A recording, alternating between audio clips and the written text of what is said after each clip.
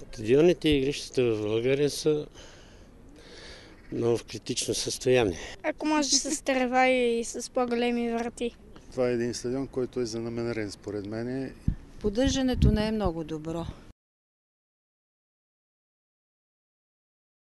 The biggest problem is that if a certain football club wants to invest in a stadium, he's actually not capable because exactly like as I said, the country owns the stadium, not the football clubs. Определено състоянието на футболните терени в България не е на високо ниво, в никакъв случай не може да се каже, че е на европейско. В това отношение определено можем да насочим критики към държавата.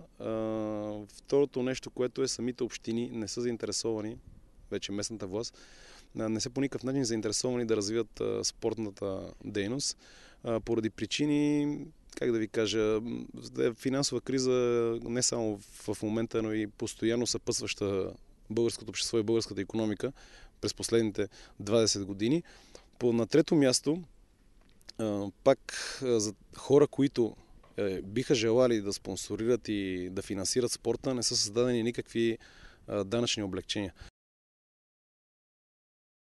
The stadiums should be given to the football clubs or there should be some kind of a system found between the football clubs and the municipalities for co-ownership.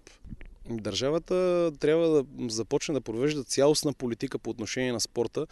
Задължително трябва да се променят като цяло условията за спортуване, за да може да се възбуди интереса на младите хора към спорта и той наистина се превърне в масов.